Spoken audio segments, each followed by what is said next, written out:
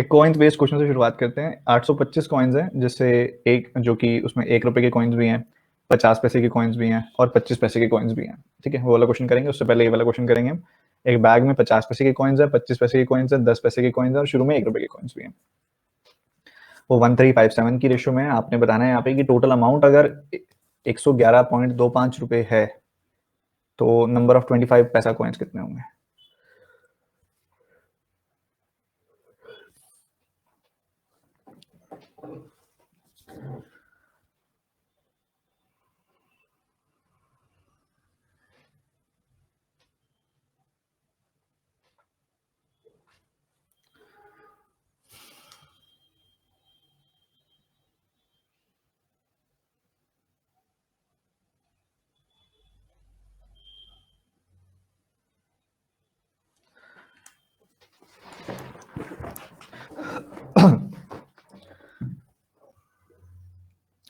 देखो बच्चों, जब भी ऐसा सवाल आपके सामने आता है, आप इसको दो तरीकों से बना सकते हो।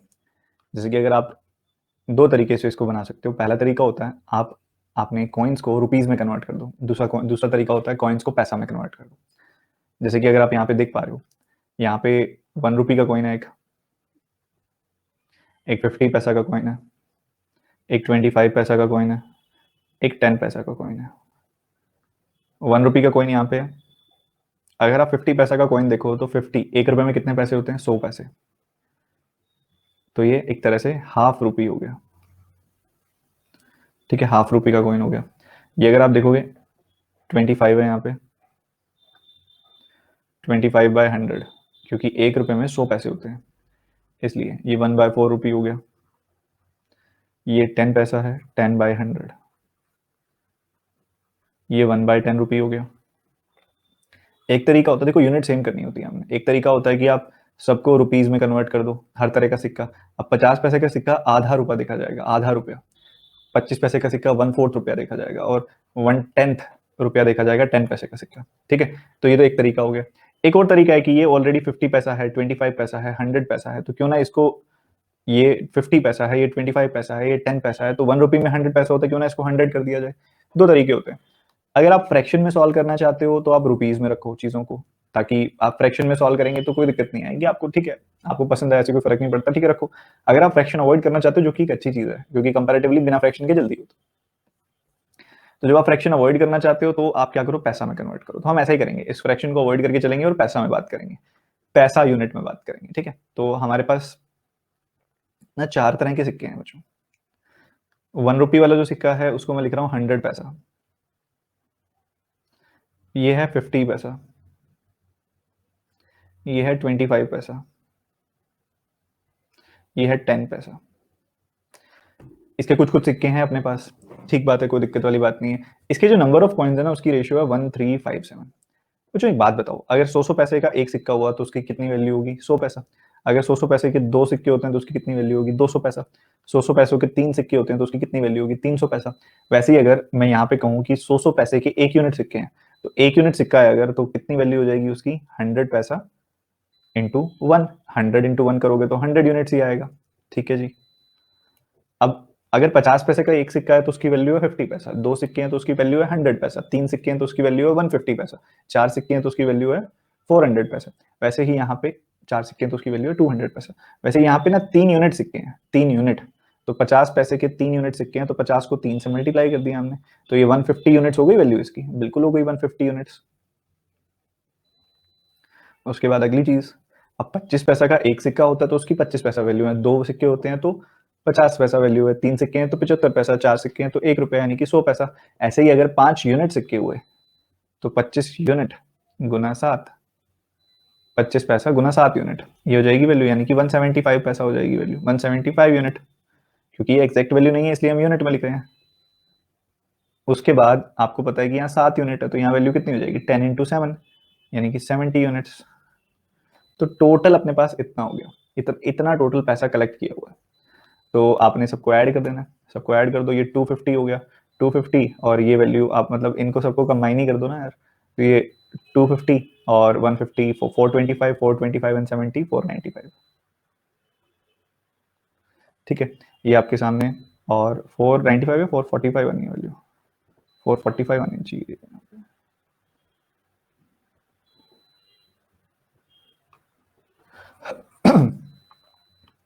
तो यहाँ पे आई थिंक सब सही उठाया ना मैंने, 100, 150, यहाँ पे गड़बड़ है 125। ठीक है, तो यहाँ 25 का 5 टाइम्स करना है 125 का। मुझे क्यों दिखा, क्योंकि मुझे दिख रहा है कि इसका 4 गुना तो होता 445, तो 475 तो नहीं होता। ठीक है, तो ये 125 5 जा 125, 10 7 जा 70। तबियत खराब होती है तो ये भी और प्रॉब्लम होती है। चलो कोई बात नहीं। तो इधर इतना पैसा, इधर इतना पैसा, इधर इतना, इधर इतना, टोटल पैसा कितना है रुपीज में? तो इतना है, पैसा में कितना होगा? अब 1 रुपी के अंदर कितना होता है? 100 पैसा होता है। तो 111.25 रुपीज के अंदर कितना पैसा होगा? 100 से मल्टीप्लाई कर दो, 11125 इतना पैसा होगा। तो आपने जोड़ दिया 445 यूनिट्स। यार इतना लैग क्यों कर रहा है 445 यूनिट्स? आपका भी लैग कर रहा है क्या इतना ज़्यादा? 445 यूनिट्स इज इक्वल टू 11125 पैसा। ठीक है, अगर ये 11125 पैसा है तो आप इसे काटोगे, कितने गुना कटेगा? सोचने की जरूरत ही नहीं है। ये कितना है आप देखोगे तो 25 गुना कटना चाहिए। आपने क्या किया, 445 से काट दिया। सॉरी, यहाँ पे आपने क्या करो, 11.25 का ये 100 टाइम्स है, 11.25 का ये 4 गुना, 4 से काटा 25 गुना, तो 1 यूनिट की वैल्यू आ गई 25। बच्चों 1 यूनिट की वैल्यू 25 आई है। आपने क्या बताना है? आपने बताना है 25 के सिक्के कितने हैं। तो 25 पैसे वाले 5 यूनिट सिक्के हैं और 1 यूनिट की वैल्यू 25 है, तो 5 का 25 गुना यानी कि 125 हमारा आंसर आ गया। ठीक बात है, ठीक बात है। एक बार रुको, मुझे रिफ्रेश करने दो, बहुत ज़्यादा लैग हो रहा है, बहुत लैग हो रहा है, मुझे रिफ्रेश करने दो। स्टक नहीं हुआ, स्टक नहीं हुआ बच्चों, मैंने कहा तो था मैं रिफ्रेश करने जा रहा हूँ। अब एक बच्चा कह रहा है कि सर ये 445 कैसे आया? भाई लेफ्ट साइड पूरा ऐड तो करो, 445 ही तो आ रहा है। सुप्रदीप सब बनेगा, पहले जो सामने है उसको समझने की कोशिश करो। ठीक है, एक बार फोकस रखिए प्लीज। मैं जानता हूँ कई बच्चे नए हैं, कोई दिक्कत आ सकती है, कोई बड़ी बात नहीं है, बट हम दोनों को एक दूसरे का साथ देना है। मैं हमेशा आपके साथ हूँ, कोई दिक्कत नहीं है, बट मैं हमेशा रिपीट करने को तैयार होता हूँ, मुझे कभी कोई प्रॉब्लम नहीं होती। आज मैं चाह रहा हूँ थोड़ा सा आप समझें मेरी कंडीशन को और थोड़ा कम से कम रिपीट कराएं। मैं एक्सप्लेनेशन में कमी नहीं छोड़ूंगा, बट आप अंडरस्टैंडिंग में भी ना छोड़ें। ठीक है, फोकस पूरा रखें। तो यहाँ पे आपके पास 1 रुपी का सिक्का है, 1 रुपी का सिक्का है तो 100 पैसा लिख दिया हमने उसको, 50 पैसा, 25 पैसा, 10 पैसा। एक बेसिक सी अंडरस्टैंडिंग है यार, आपके सामने पैसे रखे हुए हैं। अगर 100 पैसा का एक सिक्का रखा हुआ है, 100 पैसे वाले एक सिक्के रखे हुए हैं तो कितना पैसा हो गया? 100। 50 वाले कितने? 3 सिक्के रखे हुए हैं तो 50 का 3 गुना 150। 25 वाले 5 सिक्के रखे हुए हैं, 25 का 5 गुना 125। 10 वाले 7 सिक्के रखे हुए हैं तो 10 का 7 गुना 70। हाँ, ये एग्जैक्ट वैल्यू नहीं है, ये सारी रेशियो है, तो मैंने भी यूनिट में लिखा है, फिर कोई दिक्कत वाली बात ही नहीं है। इन सबको जोड़ दिया, 445 यूनिट्स आ गया। पर असल में पैसा कितना है? 11.25। तो उसको मुझे रुपीज को पैसा में कन्वर्ट करना है, तो 100 से मल्टीप्लाई करूंगा, तो 11125 हो गया। काटा, यहाँ पे सॉल्व किया, 1 यूनिट की वैल्यू आ गई 25। 1 यूनिट की वैल्यू 25, हमसे पूछिए 5 यूनिट की वैल्यू। 5 यूनिट की वैल्यू क्या होगी? 5 गुना 25, 125। एक बच्चे का कहना होता है सर आप ना इसको उसमें कराओ, आप इसको रुपीज में करके दिखाओ। एक बच्चे ने बोला ठीक है, हम अभी सीख रहे हैं, हमको सब चीज आनी चाहिए। तो पहले है 1 रुपी, 50 पैसा मतलब हाफ रुपी होता है, 25 पैसे मतलब 1/4 रुपी होता है, और 10 पैसा मतलब 1/10 रुपी होता है। क्योंकि 1 रुपये में 100 पैसे होते हैं, तो इसको 50/100, इसको 25/100, इसको 10/100 लिखा मैंने। ठीक है, तो इसका इधर 1 यूनिट सिक्का है, तो इसको 1 से मल्टीप्लाई करेंगे। 1 यूनिट है ना, एक रुपए का 1 सिक्का है, हाफ हाफ रुपए के 3 सिक्के हैं, 1/4 के 5 सिक्के हैं, 1/10 के 7 सिक्के हैं। तो यहाँ 1 यूनिट हो गई वैल्यू, यहाँ 3/2 यूनिट हो गई वैल्यू, यहाँ पे 5/4 यूनिट हो गई वैल्यू, यहाँ पे 7/10 यूनिट हो गई वैल्यू। यहाँ पे दिक्कत आ जाती है, फिर एलसीएम लो, सॉल्व करो, तो लेंदी बन जाता है, और कोई कारण नहीं होता। ठीक है, इसी वजह से लेंदी बन जाता है। इसको तुम सिंप्लीफाई करोगे, जोड़ोगे 10 एलसीएम, इसका तुम 20 एलसीएम आएगा तुम्हारा। ठीक है, 20 एलसीएम लेके इसको बनाओगे, सॉल्व करोगे, वही वैल्यू आएगी एट द एंड, 445/100 यूनिट। ठीक है, यही वैल्यू आ जाएगी। ठीक है, और आप इसको मतलब अगर 5 से कैंसिल करके लिखोगे तो यही वैल्यू फिर 89/20 भी आ सकती है, 89/20 वैल्यू आएगी। तो वही बात है, ये किसके बराबर आ जाएगा? 11.25 रुपीज़ के। क्रॉस मल्टीप्लाई करोगे, काटोगे, आपको मिल जाएगा 1 यूनिट की वैल्यू 25, तो 5 यूनिट की वैल्यू 5 गुना 25 यानी कि 125। तो कैसे मर्जी बना सकते हो, आंसर थोड़ी ना अलग अलग आएगा, रुपये में पैसे में दोनों में बता दिया मैंने। क्लियर है कि नहीं है? ये पहला टाइप है कॉइन्स का, ये कॉइन्स का टाइप नंबर 1 है। क्लियर है भाई? बताओ जल्दी से सारे। अगला टाइप कॉइन्स का ये है जो वैल्यूज की रेशियो देता है जिसके अंदर। अब इसको आप कोशिश करोगे और बना के दिखाओगे।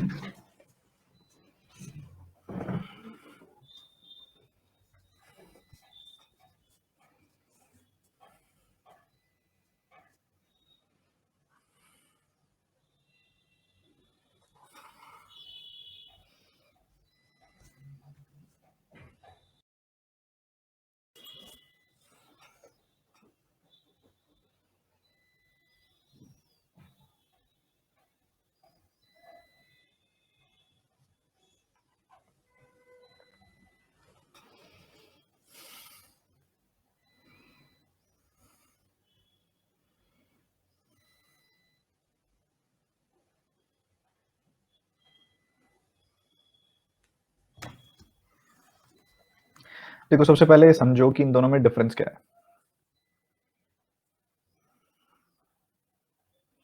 Number of coins and value, इन दोनों में डिफरेंस क्या है। मान लो आपके पास ना कुछ कॉइन्स हैं, आपके पास एक एग्जांपल, क्वेश्चन से लिंक नहीं, एक एग्जांपल वैसे दे रहा हूं मैं आपको। एक 1 रुपये का, 5 रुपए के और 10 रुपए के सिक्के हैं आपके पास, ठीक है। ये सिचुएशन है। एक रुपये, एक रुपए के मान लो 5 सिक्के हैं, 5 रुपए के 7 सिक्के हैं, 10 रुपए के 8 सिक्के हैं, मान लो ऐसी सिचुएशन है। तो ये कितने हो गए टोटल? 5 रुपए हो गए। अगर इधर देखोगे तो ये 35 रुपए हो गए, और इधर देखोगे तो ये 80 रुपए हो गए। तो बच्चों अगर कोई आपको नंबर ऑफ कॉइन्स की रेशियो देता है तो मतलब उसने ये रेशियो दी है, 5, 7, 8 की रेशियो दी है। ये नंबर ऑफ कॉइन्स की रेशियो है, ठीक है। ये नंबर ऑफ कॉइन्स की रेशियो है। और अगर कोई आपको वैल्यू की रेशियो देता है तो इसका मतलब ये है, एक रुपए वाले सिक्कों की वैल्यू कितनी है? 5 रुपए वैल्यू है। 35 रुपए वालों की वैल्यू कितनी है, ये आपको पता है कि कितनी वैल्यू है। 5 रुपए वाले सिक्कों की कितनी वैल्यू है, ये आपको पता है। इस तरीके से आप इंडिविजुअली आपको पता लग जाता है कि कितने कितने सिक्के हैं, कैसे कैसे बने हैं। फटाफट से आंसर निकालिए सारे के सारे बच्चे इसका। मुझे दिमाग में कुछ आया है, बस 1 मिनट बस दे दो मुझे।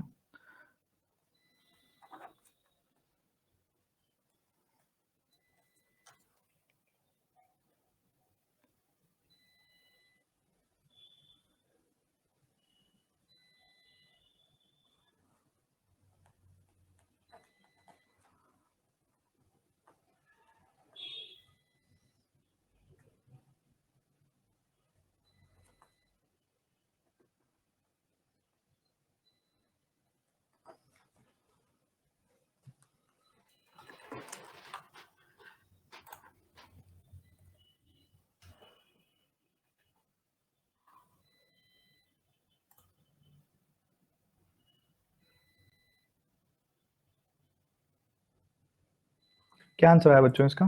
क्वेश्चन का क्या निकाला तुमने आंसर?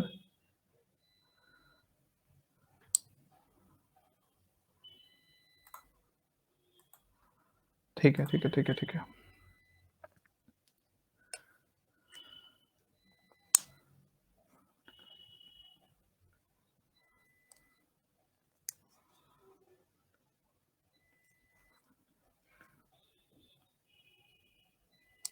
देखो यार, अभी तक हम इस क्वेश्चन को ना एक अलग अंदाज से बनाते थे। अभी मेरे बैठे बैठे एक चीज दिमाग में आई है, वो लगाएंगे इसके अंदर, ठीक है।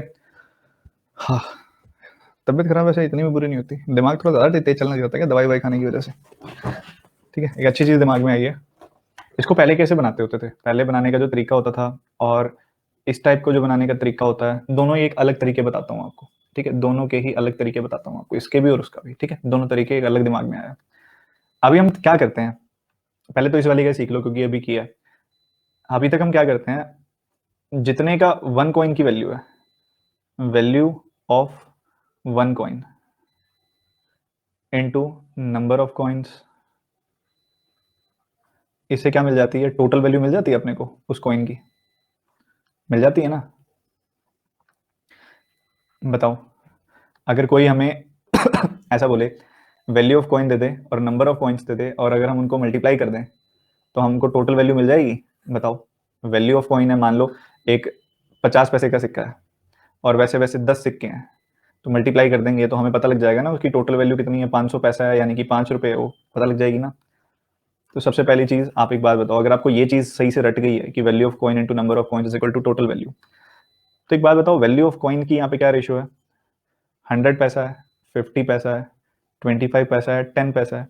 अगर मैं 5 से काट दूं 2 गुना, 5 से काट दूं 5 गुना, 5 से काट दूं 10 गुना, 5 से काट दूं 20 गुना, तो 20, 10, 5, 2, ये जो रेशियो आई है ये आई है वैल्यू ऑफ कॉइन्स की। वैल्यू ऑफ वन कॉइन की रेशियो ये आई है। नंबर ऑफ कॉइन की रेशियो क्या है? 1:3:5:7। अगर मैं मल्टीप्लाई कर दूं इनको तो मुझे टोटल वैल्यू की रेशियो मिल जानी चाहिए, मिल तो जानी चाहिए, मिल तो जानी चाहिए। अब मैंने यहाँ पे मल्टीप्लाई कर दिया, 20:30:25:14, 20:30:25:14, ये मुझे मिल गई वैल्यू। अब यहाँ पे अगर आप देखोगे ये टोटल वैल्यू की रेशियो पता लग गई है अपने को। अगर आप इसको इनको ऐड कर दो, कुछ कट रहा है नहीं कट रहा, इनको अगर आप ऐड करोगे तो आपको क्या मिल रहा है? 45 एंड 44, 89 मिल गई वैल्यू। अगर 89 यूनिट्स की वैल्यू कितनी है पैसे में, क्योंकि हमने यहाँ पैसे में लो इजीली कट जाएगा बस, और कोई रीजन नहीं है। 11125 है, तो एक यूनिट की वैल्यू निकाल लो आप कितनी आएगी।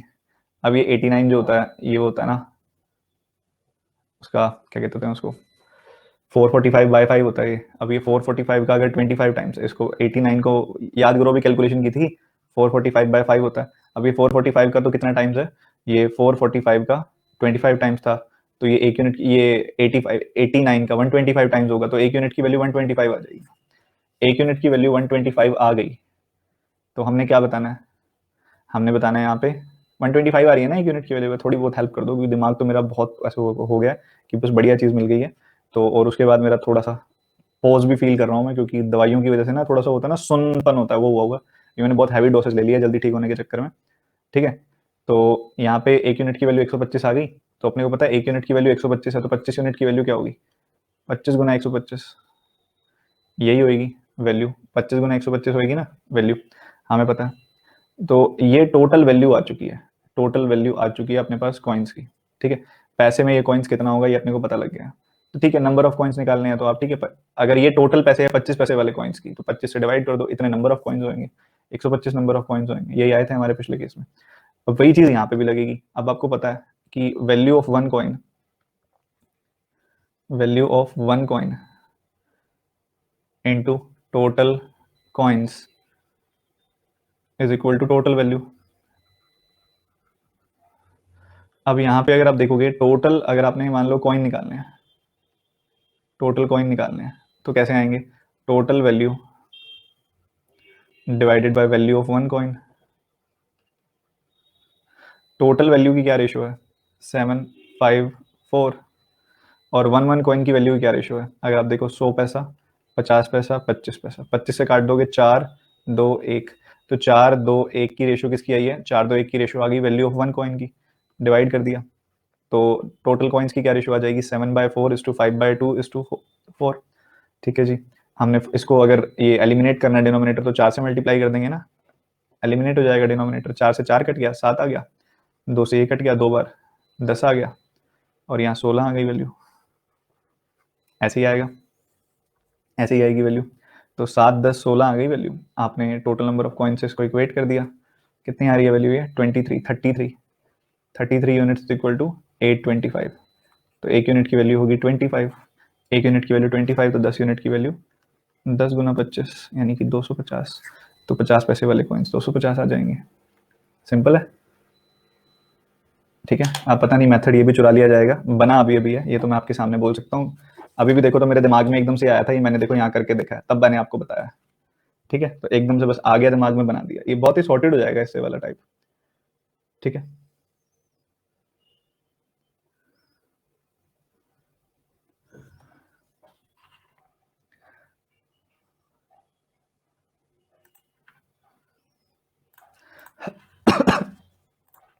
देखो आपको ना इसमें कॉम्प्लिकेट नहीं होना, एक एक ये चीज याद रखनी है बस आपने। मैं दोनों दोबारा बता दूंगा, बस मुझे आपको ये चाहिए कि मैं समझ हर बच्चे को आए। आपको पता है कि मान लो मैं आपको एक 5 रुपए का सिक्का दूं, इमेजिन करो, इमेजिन करो एक 5 रुपए का सिक्का है, और वैसे वैसे 5 रुपए वाले मैं आपको अगर मान लो 100 कॉइन्स दे दूं, तो इससे आपके पास कितने पैसे हो जाएंगे? 500 रुपीज हो जाएंगे। मतलब इसको हम एक फॉर्मूला वाले में अगर इसको प्रेजेंट करें, तो value of one coin into number of coins is equal to total value। तो इसको हम ऐसे रिप्रेजेंट कर सकते हैं, value of one coin V1 into number of coins is equal to total value, कह सकते हैं हम। तो ये वैल्यू ऑफ वन कॉइन है, ये नंबर ऑफ कॉइन्स हैं, और is equal to total value है। ठीक है, अगर ऐसा है तो अगर आपको वैल्यू ऑफ वन कॉइन को नंबर ऑफ कॉइन से मल्टीप्लाई करके टोटल वैल्यू मिलती है, तो वैल्यू ऑफ वन कॉइन की रेशियो को टोटल नंबर ऑफ कॉइन्स की रेशियो से मल्टीप्लाई करोगे तो टोटल वैल्यू की रेशियो मिल जाएगी। अब इस सवाल में क्या था, इस सवाल में सबसे पहले मैं चाह रहा हूं कि आपको कॉइन्स की रेशियो दिखाई दे।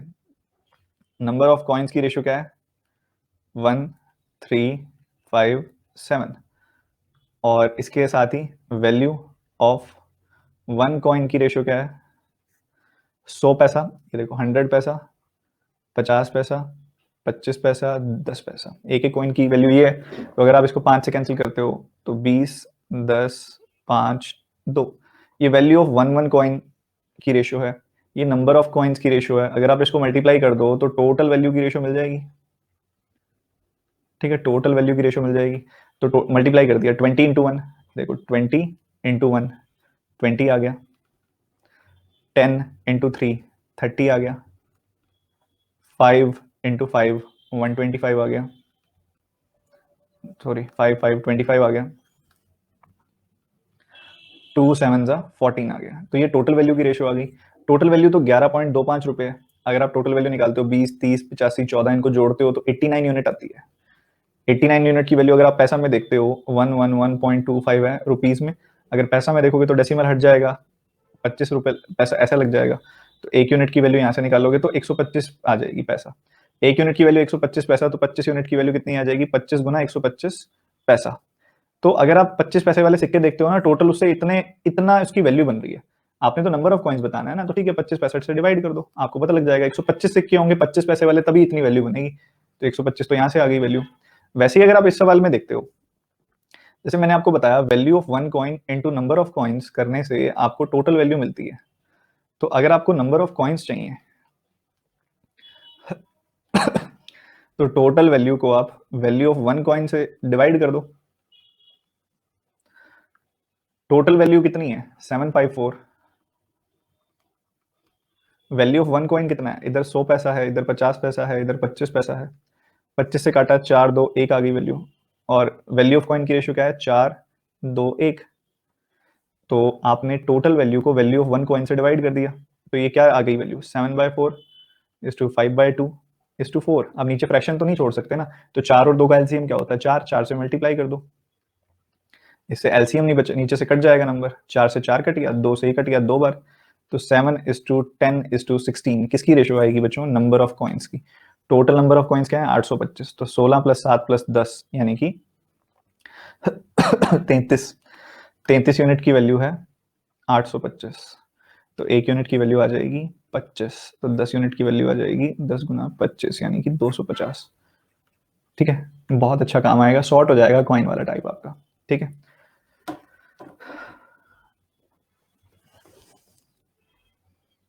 ठीक है, तो मल्टीप्लाई करने की इक्वेशन में आने की जरूरत ही नहीं है, आप इक्वेशन में खेल जाओ। ये बनाओगे जल्दी से, बीमार होना उतना भी बुरा नहीं है।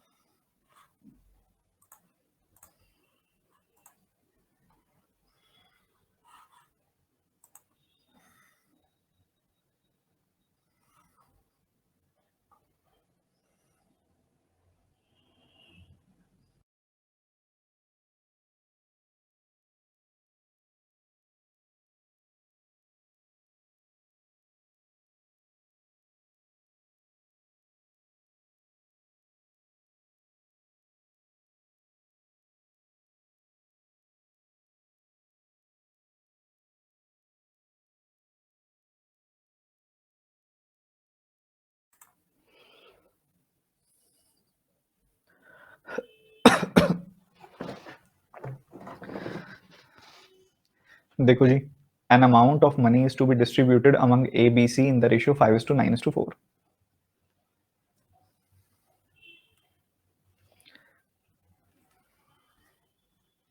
5:9:4। और क्या किया, सी ने ना 200 रुपये उठा के बी को दे दिए। सी भैया ने 200 रुपये उठा के बी को दे दिए। इससे क्या हुआ, इनकी रेशियो होगी 10:19:7। बच्चों सी ने पैसा बी को दिया, मतलब सी के पास पैसा कम हुआ होगा, बी के पास पैसा बढ़ गया होगा, बट ए पे तो कोई इंपैक्ट नहीं पड़ा होगा क्योंकि ए की तो कोई इन्वॉल्वमेंट नहीं है। तो यहाँ पे जितना पैसा ए के पास है उतना ही यहाँ पे होना चाहिए, मतलब दोनों जगह पे बराबर पैसा होना चाहिए। तो 10 को 5 बना लो या 5 को 10 बना लो, आसान क्या है 5 को 10 बनाना। 2 से मल्टीप्लाई कर दिया, इसको भी 2 से मल्टीप्लाई कर दिया, इसको भी 2 से मल्टीप्लाई कर दिया, तो ये क्या बन गया 10, 18 और 8। इसे क्या किया हमने, इनके बीच में रिलेशनशिप एस्टैब्लिश कर दिया।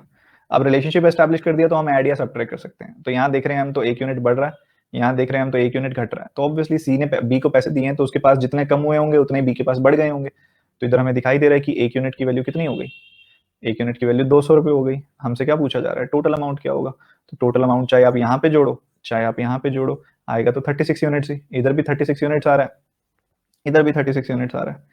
तो 1 यूनिट की वैल्यू 200, तो 36 यूनिट की वैल्यू 36 गुना 200 यानी कि 7200। समझ गए सारे के सारे बच्चे।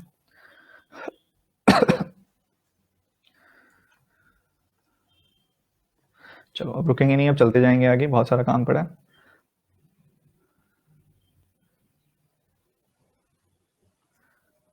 इस सवाल को मत बनाओ, अभी बाद में बनाएंगे। ये सेम सा क्वेश्चन है, सेम क्वेश्चन अभी नहीं कर रहे हम। ये करो फटाफट से।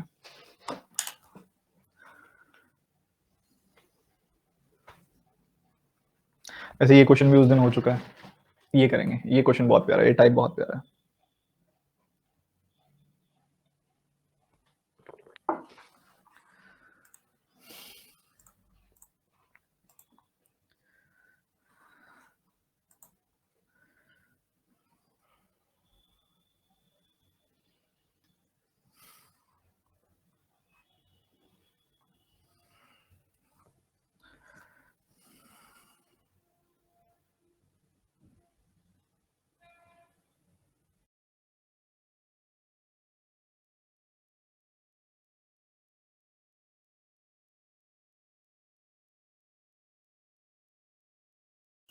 तो मेरे हाथ में अभी ना एक पेपर है, इसमें मैंने ना विमेन डे के लिए, जो विमेंस डे है आपका, उसके लिए एक खत लिखा है सभी की सभी विमेन को डेडिकेट करते हुए। जो आपने मेरा यूट्यूब पे पहले भी सुना होगा, एक टाइप ऑफ वीडियो है जो मैं बनाता हूँ, अभी तक 2 बना चुका हूँ, जो मेरे स्टूडेंट्स के लिए बनाया जाता है।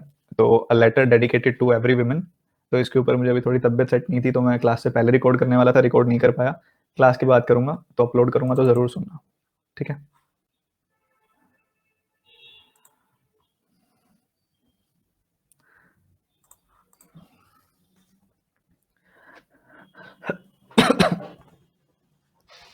अभी ना इस सवाल के अंदर ना काफी बच्चे रटते होते हैं, ये वाला टाइप रटना नहीं है बच्चों, बहुत इंपॉर्टेंट टाइप है ये वाला, रटने से काम नहीं चलेगा।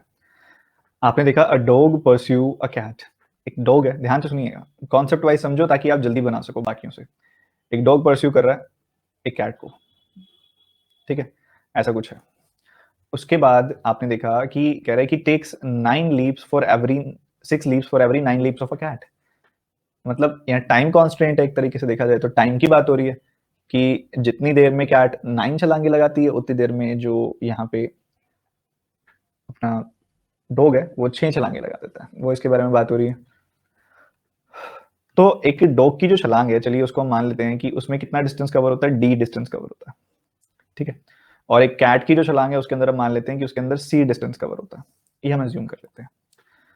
तो अगर टाइम कांस्टेंट है, तो सबसे बड़ी बात आप देखो यहाँ पे 6 लीप्स हैं, 9 लीप्स हैं, कह रहे जितनी देर में कैट 9 छलांगे लगाती है उतनी देर में जो डॉग है वो 6 छलांगे लगा सकते हैं, उतनी देर में। ये मेंशन नहीं किया हुआ पर लाइन का यही मतलब निकल के आ रहा है। तो अगर हम टाइम कांस्टेंट रखें, टाइम कांस्टेंट है, तो इनके द्वारा जो डिस्टेंस कवर्ड है उसकी अगर मैं वैल्यू निकालूं तो क्या आएगी भाई, यहाँ पे 9 लीप्स जो हैं, या ये जो डॉग की 6 जंप्स हैं, एक जंप में डॉग इतना डिस्टेंस कवर करता है, 6 जंप में कितना करेगा 60। एक जंप के अंदर कैट कवर करती है सी डिस्टेंस, तो 9 जंप्स में कितना कवर करेगी 9 सी, ठीक है। तो ये आपके पास डिस्टेंस की रेशियो आ गई। बच्चों जो डिस्टेंस की रेशियो होगी वही स्पीड की रेशियो होगी अगर टाइम कांस्टेंट है तो। स्पीड का मतलब ही रेट होता है, मतलब पर यूनिट टाइम में डिस्टेंस कितना कवर हुआ है उसी को रेट बोलते हैं, वही स्पीड होता है, ठीक है। तो हमारा आंसर आ गया 60:9c। बट बच्चों वेरिएबल में तो नहीं छोड़ सकते ना ये सवाल, तो ये डी और सी के बारे में भी पता होना चाहिए।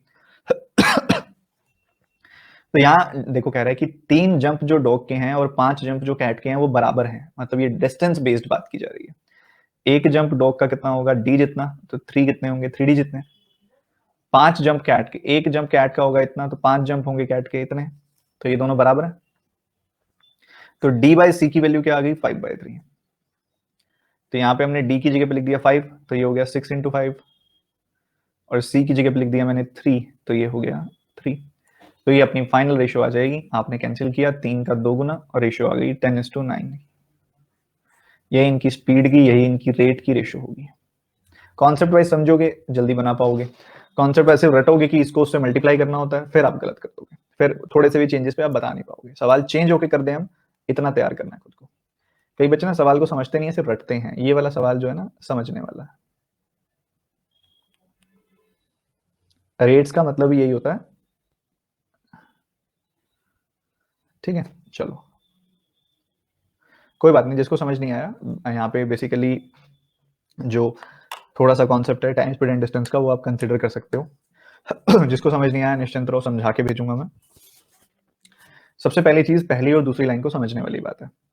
पहली लाइन से आपको पता लग रहा है डिस्टेंस का, दूसरी लाइन से पता लग रहा है कि उनकी एक जंप में कितना कवर होता है, तो दो अलग अलग चीजें हैं, उसको समझना है। अभी इसको अगर मैं थोड़ा सा कूल तरीके से बताऊं ना कि हाँ यार ये तो और अच्छा लग रहा है और आसान लग रहा है, तो वो भी आपको समझ में आ जाएगा। इसमें मैं थोड़ा कॉन्सेप्ट ओरिएंटेड और डीसी का इन्वॉल्वमेंट करके बताया। अब इसको मैं एक तो बहुत बढ़िया कूल तरीके से बताता हूँ, देखो बहुत मजा आएगा। देखो 3 जंप डॉग के 5 कैट के बराबर है, मतलब 3 डॉग के जंप 5 कैट के जंप बराबर है। तो हम कह सकते हैं कि डी बाई सी की रेशियो 5/3 है। कह सकते हैं, मेरी बात कह सकते हैं ना, बता दो मन मन में बता दो, मैं सुन लूंगा। तो हम ये बोल सकते हैं कि एक ऐसे मतलब एजम्पशन के लिए बोल सकते हैं कि एक डॉग 5 मीटर डिस्टेंस कवर करता है एक जंप में, और एक कैट 3 मीटर कवर करती है, ठीक है। फिर वो कह रहे हैं कि टाइम कांस्टेंट हो ना, टाइम कांस्टेंट हो तो डॉग लगाता है 6 जंप। डॉग अगर 6 जंप लगाएगा तो कितना डिस्टेंस कवर करेगा, एक जंप में 5 मीटर, तो 6 जंप में 30 मीटर। और 9 लीप्स ऑफ कैट, एक कैट एक जंप में 3 मीटर कवर करती है, 9 में कितना कवर करेगी, 27 मीटर्स। तो टाइम कांस्टेंट है तो इतना इतना डिस्टेंस ही कवर करते हैं। तो अगर इसकी रेशियो निकाली जाए तो 10/9 आ गई। टाइम कांस्टेंट है तो यहाँ पे डिस्टेंस की रेशियो है 10/9, तो स्पीड की रेशियो भी 10/9 होगी। स्पीड और रेट एक ही जैसे होते हैं। तो इसको अगर इस तरीके से बनाओगे तो आपको लगेगा अरे ये तो बहुत मजेदार है सर, ये तो बहुत आसान हो गया सर। देखने का नजरिया है बस।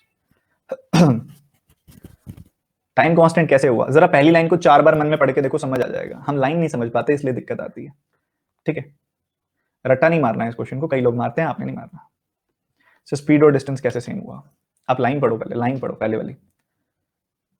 एक डॉग एक कैट का पीछा कर रहा है, और कैट की हर 9 छलांगों के लिए वो 6 छलांग लगाता है। तो ये टाइम की बात नहीं हो रही भाई, जितनी देर में कैट 9 छलांगे लगाएगी उतनी देर में डॉग 6 छलांगे लगाएगा। क्या ये ऐसा नहीं लग रहा, क्या ये क्लियर यहाँ से वाइब्स नहीं आ रही पहली लाइन से? बताओ, आप बताओ, कुछ और लग रहा है तो बता दो मुझे। तो एक तरह से टाइम सेम होने की बात है ना, कि एक कांस्टेंट टाइम में दोनों के लिए सेम टाइम पे, ठीक है, दोनों के लिए सेम टाइम पे कैट 9 छलांग लगाती है और वो 6 छलांगे लगाता है।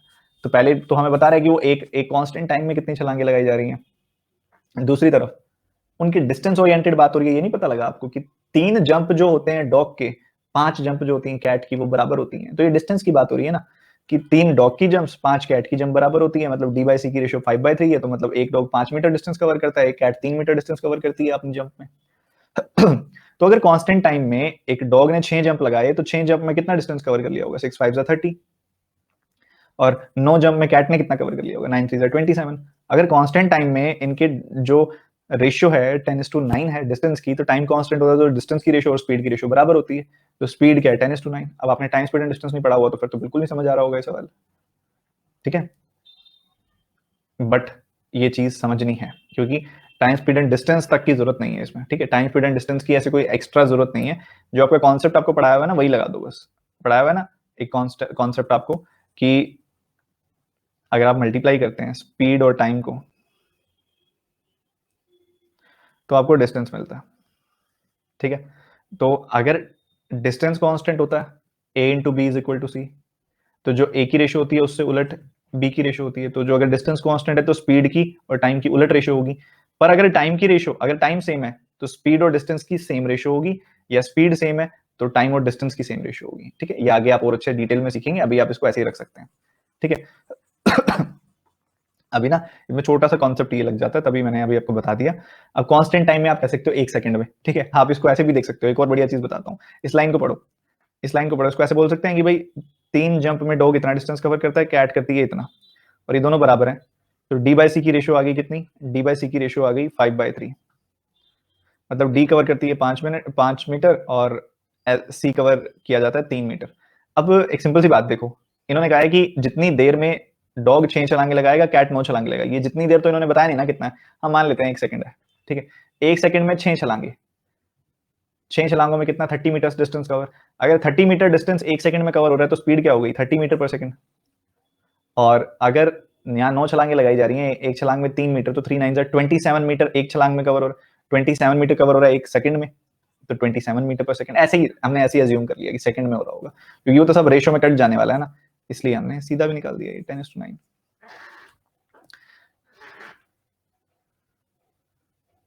ये बनाएंगे जल्दी से।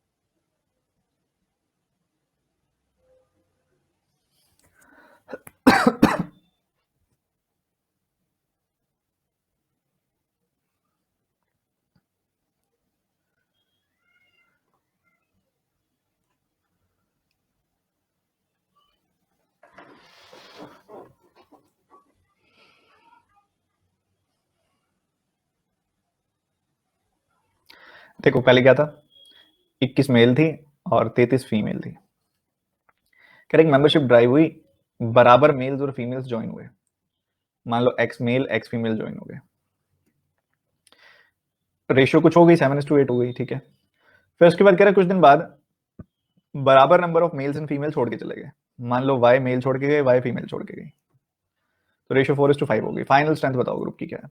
बच्चों बराबर लोग आ रहे हैं, बराबर लोग जा रहे हैं, तो एक बात बताओ, क्या मेल्स और फीमेल्स की वो डिफरेंस चेंज होगा? नहीं होगा, जो डिफरेंस शुरू में था उतना ही रहेगा, क्योंकि बराबर लोग आए बराबर लोग गए, तो डिफरेंस सेम रहेगा। ये तो शुरू वाली लाइन पढ़ते ही पता लग जाना चाहिए था। तो इनके बीच का जो डिफरेंस है वो 12 का है, तो 12 का ही रहेगा। तो लास्ट में अगर आप देखोगे मेल फीमेल की रेशियो क्या है, 4:5, उनका डिफरेंस क्या है, 1 यूनिट।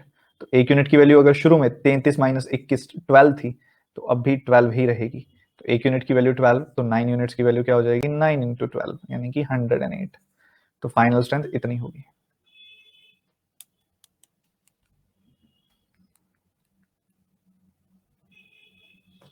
ठीक है। बहुत बढ़िया, बनाओ जल्दी बनाओ ये वाला।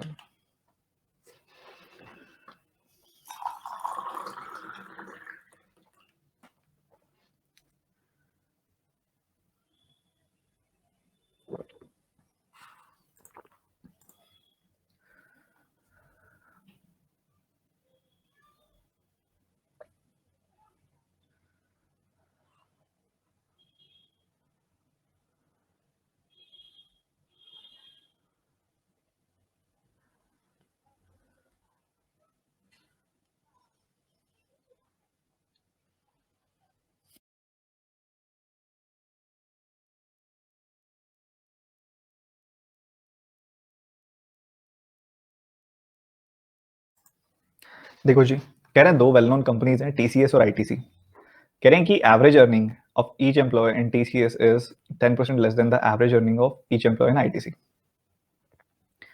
टीसीएस और आईटीसी की बात हो रही है। पहले ईच एम्प्लॉय की अर्निंग की बात अगर यहाँ की जा रही है, तो देखोगे अगर आप ध्यान से, तो 10% कम है आईटीसी के कंपैरिजन में। 10% मतलब 1/10 कम। तो आईटीसी की अगर यहाँ पे अगर आप देखोगे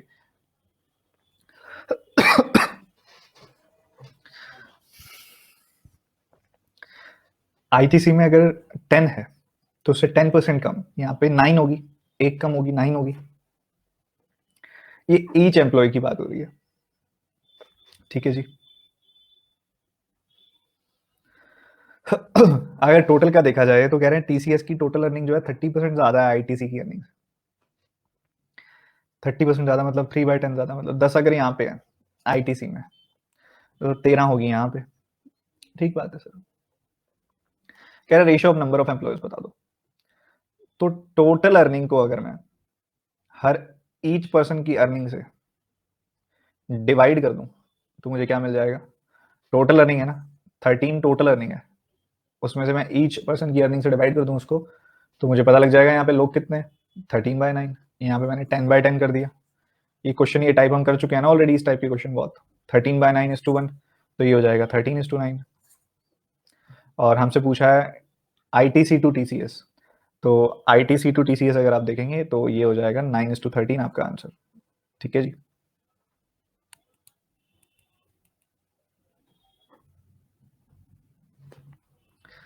बहुत बढ़िया, ये बनाएंगे जल्दी से।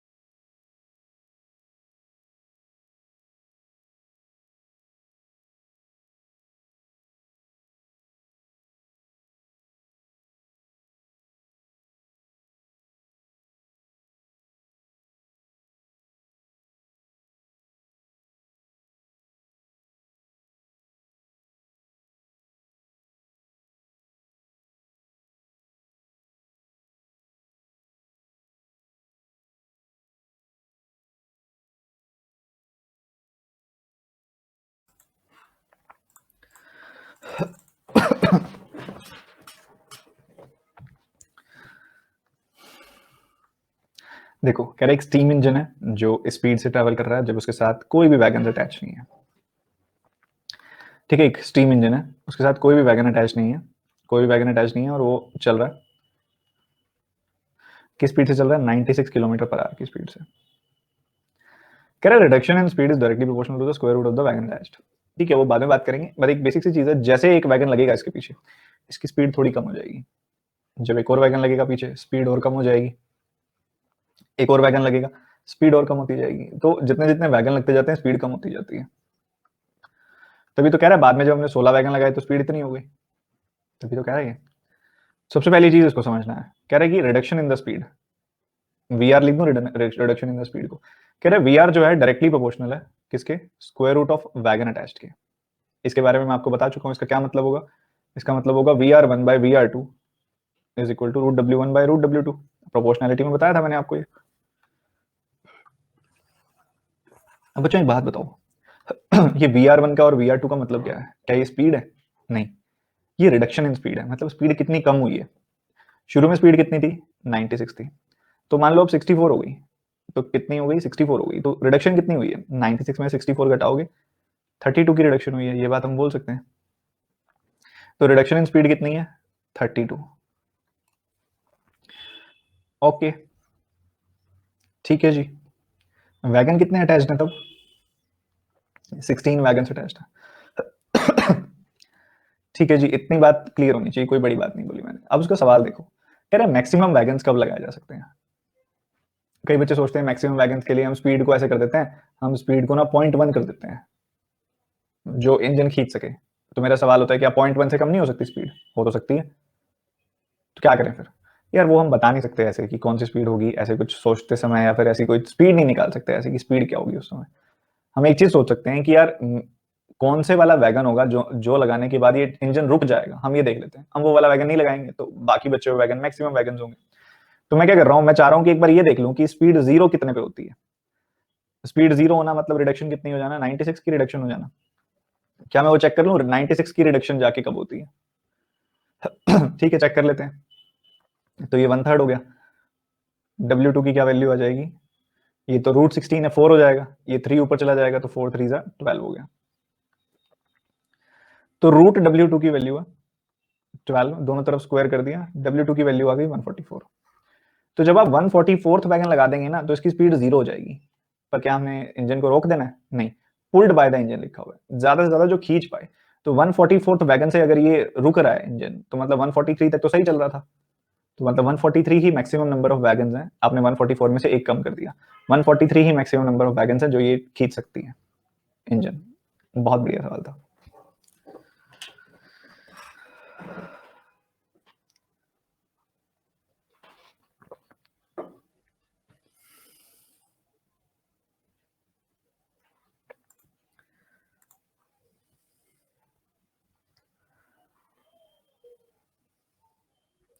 16 ऐड नहीं होगा? नहीं, हमने उसको अलग केस लेके गए हैं ना, हम 16 ऐड क्यों होगा? कोई बात नहीं, जिन जिन बच्चों को समझ नहीं आया पहले तो आप टर्म्स का मतलब समझो। सबसे पहली चीज, रिडक्शन इन स्पीड का मतलब क्या होता है? रिडक्शन इन स्पीड मतलब कितनी रिड्यूस होगी स्पीड, कितनी कम करनी पड़ेगी स्पीड। तो 96 से स्पीड अगर 64 हो गई तो कितनी कम हो गई स्पीड? 32 कम हो गई। अगर कोई स्पीड 96 से 64 हो गई तो मतलब 32 कम हो गई। कोई स्पीड 96 से अगर जीरो हो गई तो मतलब 96 में से 96 कम हो गई। ठीक है, ये चीज का ध्यान रखना है। चलो जी, अब हमें प्रोपोर्शनैलिटी का जो रूल बताया हुआ है वो तो हमने डायरेक्टली लगा दिया, ये तो हमने पढ़ा हुआ है, इसमें कुछ सोचने की जरूरत नहीं है। उसने एक केस आपको दे दिया, कहता है जब हम 16 वैगन लगाते हैं ना तो स्पीड ना 64 हो जाती है। मतलब 16 वैगन लगाने का मतलब है कि ठीक है, यहाँ पे हमने √W1 की जगह पे मैंने √16 लिख दिया, वैगन की वैल्यू 16 आ गई, तो उससे स्पीड कितनी हो गई? 64। तो रिडक्शन रिडक्शन इन स्पीड कितनी हो गई? 32। तो यहाँ 32 लिख दिया हमने। फिर वो कह रहा है मैक्सिमम वैगन कितने खींचे जा सकते हैं इंजन से। अब ऐसे तो निकाल नहीं सकते हम मैक्सिमम कितने खींचे जा सकते हैं, हमें पता लगे कि भाई ऐसा कौन सा डब्बा होगा, जैसे अब ये इंजन चल रहा है उसके पीछे हम डब्बे जोड़ते जा रहे हैं, जोड़ते जा रहे हैं, जोड़ते जा रहे हैं, जोड़ते जा रहे हैं।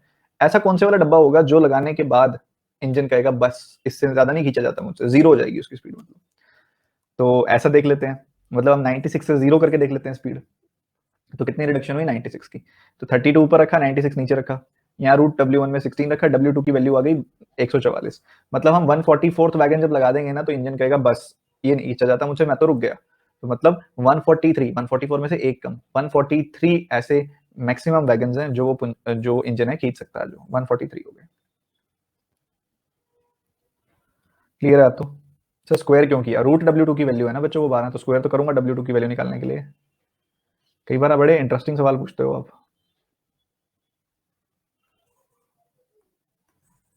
ये बनाओ।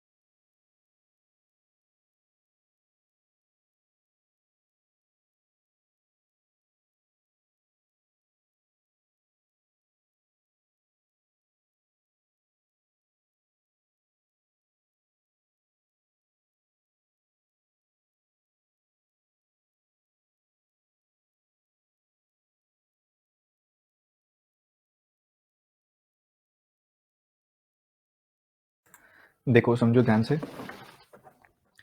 कह रहे तुषार और विनीत की सम और डिफरेंस का रेशियो जो है वो 23:3 है। ऐसे ही विनीत और कार्तिक की जो सम और डिफरेंसेस का रेशियो है वो 9:1 है। कह रहे तुषार की तो हाईएस्ट है, कार्तिक की लोएस्ट है सैलरी, तो विनीत की इनके बीच में होगी फिर। तो ये रेंज है इनकी सैलरीज की। ठीक बात है। तो कह रहे तुषार और विनीत की सैलरी का सम और तुषार और विनीत की सैलरी का डिफरेंस,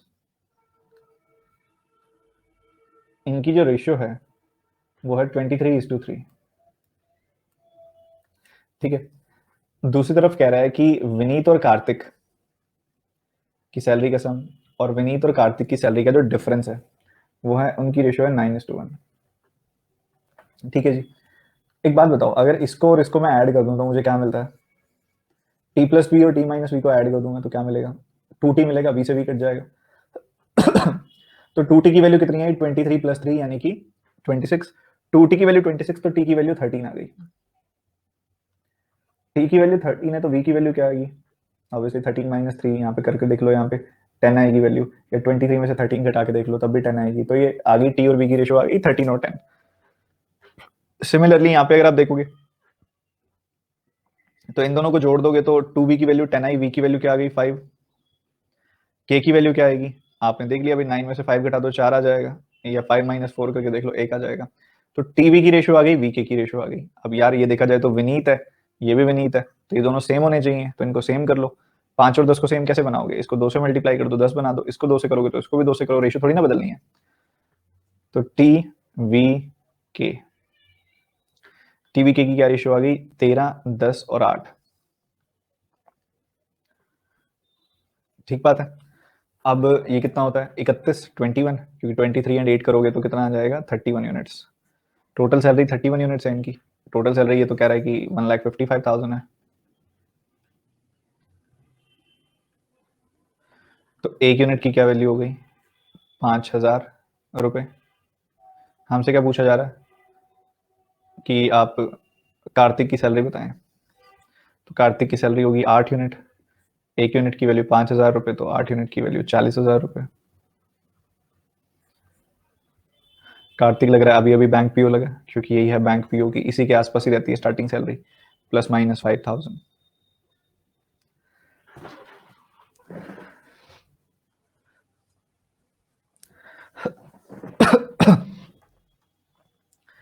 कुछ बच्चों को जो समझ ना आया आने वाली चीज है इस सवाल के अंदर वो ये होगी कि ये मैंने टी और वी कैसे निकाले या वी और के कैसे निकाले। बच्चों एक बात बताओ, T plus V, T minus V, T plus V की वैल्यू है 23 यूनिट और टी माइनस वी की वैल्यू है 3 यूनिट।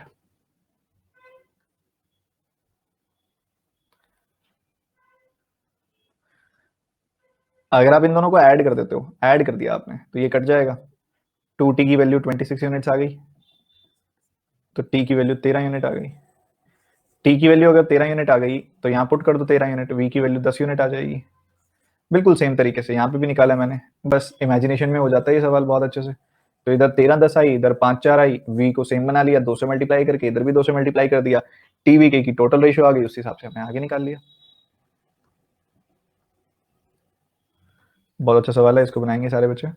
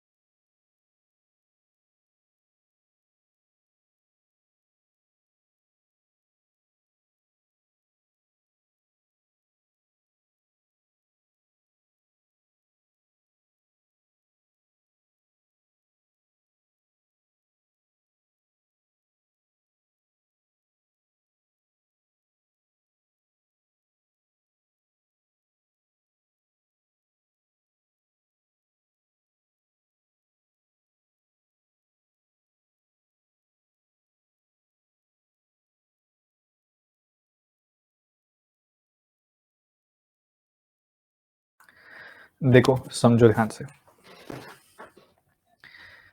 कह रहे एक सर्कुलर फील्ड है जिसमें दो तरह की यहाँ पे क्रॉप्स होती हैं, फसलें होती हैं। एक गेहूं की है और दूसरी जौ की है। वीट और बार्ले की बात हो रही है। हमको कह रहा है कि अगर आप नोटिस करो तो टोटल जो फसल ग्रो की जाती है ना वीट और बार्ले की, टोटल टोटल अगर देखा जाए तो टोटल फसल की जो रेशियो है वो 5:3 है, वीट और बार्ले की बात की जाए अगर तो। और उसके बाद कह रहा है कि अगर आप अपर हाफ की बात करते हो तो अपर हाफ में वीट और बार्ले की रेशियो जो है वो 2:3 है। तो find the ratio of wheat and barley in the lower half. तो एक सिंपल सी बात बताओ, इधर अगर मैं मान लूं इन दोनों रिलेशनशिप को, इन दोनों रेशियोज को रिलेट करना पड़ेगा, कोई रिलेशनशिप एस्टैब्लिश करना पड़ेगा मुझे, तभी जाके मैं कर सकता हूं इसको सॉल्व। तो मैंने देखा कि ये तो 2+3, ये तो टोटल है 5 यूनिट्स, ये है 5+3 यानी कि टोटल है 8 यूनिट्स। अगर अगर मैं देखूं तो ये इसका आधा होना चाहिए यहाँ पे, इसका आधा होना चाहिए यहाँ पे। तो मैं इसको ऐसे कर लेता हूँ, इसको 40 बना लेता हूँ, इसको 20 बना लेता हूँ। ठीक है, क्योंकि इसको मैं अगर देखा जाए मुझे 5 का मल्टीपल बनाना है तो इसको यहाँ पे 40 बनाना पड़ेगा। इसको 40 बना लेता हूँ, इसको 20 बना लेता हूँ। तो मतलब इसको 5 से मल्टीप्लाई करना पड़ेगा, इसको 2 से। कई बच्चों को ये चीज समझ नहीं आती, दिमाग में एकदम से नहीं आती ये चीज, कोई बात नहीं, आपको तरीका सिखाया हुआ मैंने वो कि एक यूनिट, एक है 5 यूनिट, एक है 8 यूनिट। तो आपने ऊपर वाले को आधा बनाना है नीचे वाले का। तो क्या करना पड़ेगा, सबसे पहले सेम बना लो। सेम बनाने के लिए इसको 8 से मल्टीप्लाई कर दिया, इसको 5 से। फिर नीचे वाले का आधा होना चाहिए ऊपर वाला, मतलब नीचे अगर 2 है तो ऊपर 1 होना चाहिए, तो रेशियो कन्वर्ट हो गई। अब उसके बाद क्या होता है, उसके बाद होता है कि भाई इन दोनों में कुछ कॉमन है तो काट दो। जैसे मैंने देखा ये कॉमन है, ये कट रहा है, तो इफेक्टिवली ऊपर क्या बचा कि 4 से मल्टीप्लाई कर दो, नीचे क्या बचा इफेक्टिवली कि 5 से मल्टीप्लाई कर दो। ठीक है, और हमने भी यही सोचा था कि इसको 4 से मल्टीप्लाई करके 20 बना लेंगे, इसको 5 से मल्टीप्लाई करके 40 बना लेंगे। तो ठीक है, इसको 5 से मल्टीप्लाई कर दिया, इसको 4 से कर दो। इसको 4 से किया तो ये क्या बन गया, 8 बन गया, और ये 12 बन गया। ठीक है, इसको 5 से मल्टीप्लाई किया तो ये 25 बन गया, और ये 15 बन गया। तो 25 है टोटल वीट। टोटल वीट कितना है, 25 है, जिसमें से 8 तो अपर हाफ में है, तो बाकी कितना बच गया, 17, वो लोअर हाफ में होगा। इधर है 15 बारले, तो उसमें से 12 तो अपर हाफ में है, तो बाकी 3 लोअर हाफ में होगा। तो वीट बारले की रेशियो कितनी आ जाएगी, 17:3 लोअर हाफ में। ठीक बात है क्या, बताओ। सर हाफ क्यों होना चाहिए, हाफ क्यों होना चाहिए, हाफ ही है क्योंकि वो अपर हाफ है, डिस्ट्रीब्यूशन यूनिफॉर्म डिस्ट्रीब्यूशन है ना।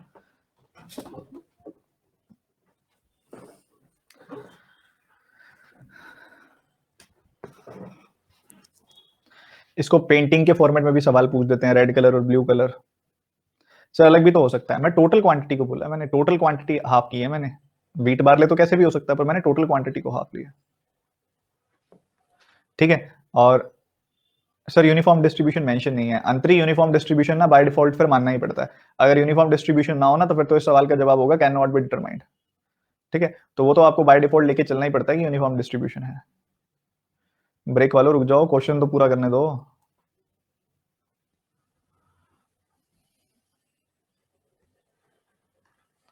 ब्रेक तो ऐसे माने अभी कहेंगे जैसे अभी ट्विटर पर ट्रेंड कराना हो, कहीं पता लगे ब्रेक नहीं दे रहा, देखा ट्विटर पर ट्रेंड कर रहा है हैशटैग आशीष सर ब्रेक दो।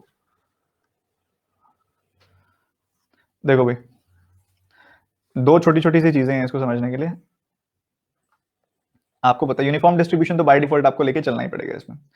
तो आपको पता है कि अगर मैं टोटल का देखूं, टोटल में वीट बार्ले की क्या रेशियो है, 5:3। और अपर हाफ में वीट बार्ले की क्या रेशियो है, अपर हाफ में वीट बार्ले की रेशियो है 2:3। तो आपको ये पता है कि इधर टोटल क्वांटिटी कितनी है 8, इधर टोटल क्वांटिटी कितनी है 5। तो मैंने आपको वो बता दिया रेशियोज कैसे बराबर करते हैं, वो चीजें हम सीख चुके हैं। तो उस हिसाब से मैंने नीचे 4 से मल्टीप्लाई कर दिया, इसको 20 बना दिया, और ऊपर 5 से मल्टीप्लाई करके उसको बना दिया 40। तो 40 का आधा होता है 20। तो ठीक है, टोटल है तो अपर हाफ में उससे आधा समान ही होना चाहिए। तो ठीक है, 5 से इसको मल्टीप्लाई करोगे तो 5 से इसको भी करना पड़ेगा, इसको भी। तो 5 5 25, और इधर 4 से मल्टीप्लाई कर दिया। देखो मैं क्या आएगा मल्टीप्लाई करके वो लिख देता हूँ, 8 का 5 गुना 40 टोटल है। तो उस हिसाब से अगर आप देखोगे 5 का 5 गुना 25 और 3 का 5 गुना 15। ठीक है, 2 का 4 गुना 8, 3 का 4 गुना 12 घटा दिया तो मिलेगा 17 और 3। तो अपर हाफ में आएगा 17 और 3, लोअर हाफ में सॉरी 17 और 3 की रेशियो आएगी वीट और बार्ले की। छोटा सा ब्रेक है सबके लिए, पानी वानी पी के वॉशरूम जाना है, वॉशरूम जाके फटाफट से वापस आओ, 60 सेकेंड्स।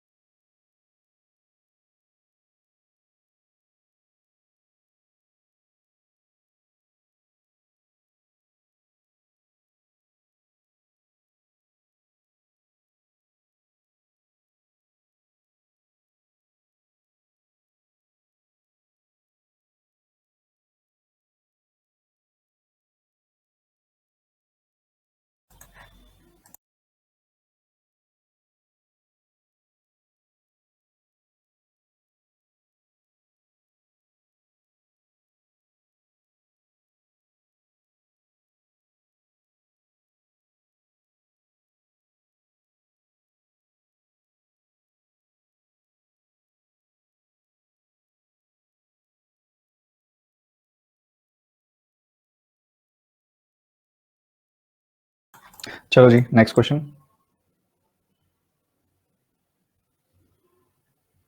बड़ा इजी सा सवाल है ये, पर ये टाइप बड़ा आता है आपके पेपर में, तो एक बार फटाफट से करेंगे सॉल्व और बताएंगे क्या है ये।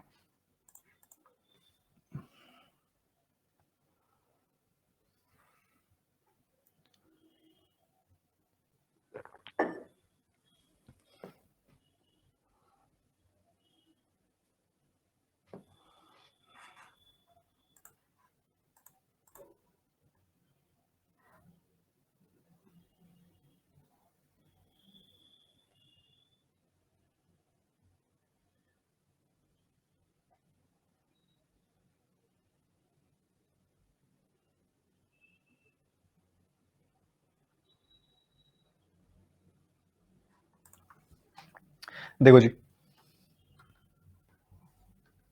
600 एम्प्लॉयज हैं, मेल फीमेल की रेशियो 7:5 है। तो 600 एम्प्लॉयज हैं, अगर मेल फीमेल की रेशियो 7:5 है तो एक यूनिट की वैल्यू हो गई 50। तो यहाँ पे 350 और 250 में ब्रेक कर देंगे हम मेल और फीमेल्स को। ठीक है जी। उसके बाद जिनको प्रमोशन मिला है और जिनको प्रमोशन नहीं मिला उनकी रेशियो 8:7 है। तो अगर देखोगे प्रमोशन जिनको मिला है, प्रमोशन जिनको मिला है और प्रमोशन जिनको नहीं मिला है उसकी रेशियो देखोगे तो 8:7 है। तो 15 से डिवाइड किया, एक यूनिट की वैल्यू आई 40, तो 8 यूनिट की वैल्यू आएगी 320 और 7 यूनिट की वैल्यू आएगी 280। तो प्रमोशन की बात हो गई। कह रहे महिलाओं में जिन एम्प्लॉयज को प्रमोशन, यहाँ पे बोनस नॉट प्रमोशन, बोनस मिला है, जिनको बोनस मिला है, फीमेल में जिन्हें बोनस मिला है, वो did not get bonus to who get bonus, उसकी रेशियो 3:7 है। तो अगर जिनको बोनस मिला है उनकी बात की जाए और जिनको बोनस नहीं मिला है उनकी बात की जाए तो रेशियो 7:3 हो जाएगी। तो इसको 10 से डिवाइड किया, 7 से मल्टीप्लाई किया, 175 आएगा और बाकी 75 बच गया जिनको बोनस नहीं मिला। ऐसे मेल्स कितने हैं जिनको बोनस नहीं मिला? देखो टोटल लोग जिनको बोनस नहीं मिला वो 280 हैं, महिलाएं जिनको बोनस नहीं मिला वो 75 हैं, तो बाकी मेल्स होंगे जिनको बोनस नहीं मिला, 250 मेल्स हैं जिनको बोनस नहीं मिला।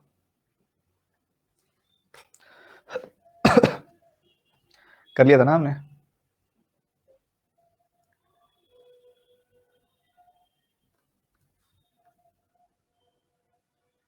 ये बनाओगे, आसान सवाल है, फटाफट से बनाना।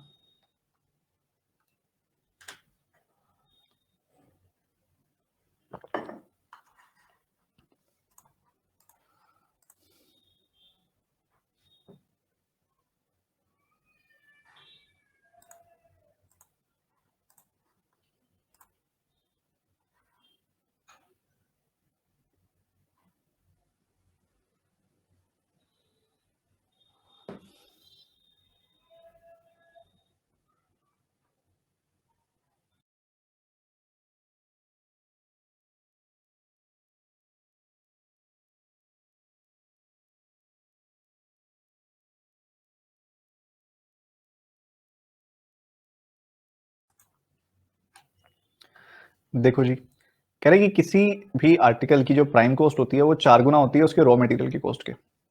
देखो 2 कॉस्ट लगती हैं किसी चीज़ में, रॉ मटेरियल की कॉस्ट होगी प्लस साथ में मैन्युफैक्चरिंग एक्सपेंसेस होंगे। इससे उसकी टोटल कॉस्ट जिसे हम प्राइम कॉस्ट कह रहे हैं वो बन जाती है।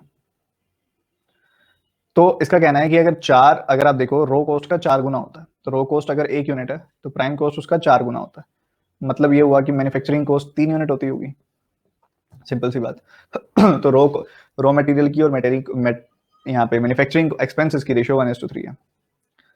फिर उसके बाद उसका कहना है कि जो कॉस्ट ऑफ रॉ मटेरियल है ना वो इंक्रीजेस इन द रेशियो 5:13। मतलब वो पहले 5 होते थे, अब 13 हो चुके हैं। ठीक है जी। और जो मैन्युफैक्चरिंग एक्सपेंसेस हैं वो 3 से हो चुके हैं 7। तो ओरिजिनल कॉस्ट 8 थी, तो अब कितनी हो गई होगी, ये सवाल आपसे पूछा जा रहा है। ठीक है जी। अब 5 से 13 हुआ तो आप ऐसे क्यों नहीं कर लेते हैं? आप मान लो कि पहले रो कॉस्ट जो थी वो 5 थी, 5 रुपए मान लो रो कॉस्ट थी, 5 यूनिट रो कॉस्ट थी, आपने ये मान लिया। 5 यूनिट अगर रो कॉस्ट होगी रॉ मटेरियल की तो उसका 4 गुना यानी कि 20 प्राइम कॉस्ट होगी।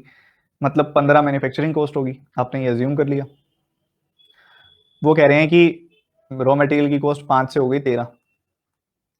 ठीक है जी। और यहाँ पे अगर आप देखोगे तो मैन्युफैक्चरिंग कॉस्ट हो गई 3 से 7। तो 3 यूनिट की वैल्यू अगर 15 है तो 1 यूनिट की वैल्यू 5 हो गई, तो 7 यूनिट की वैल्यू 7 गुना 5 यानी कि 35 हो जाएगी।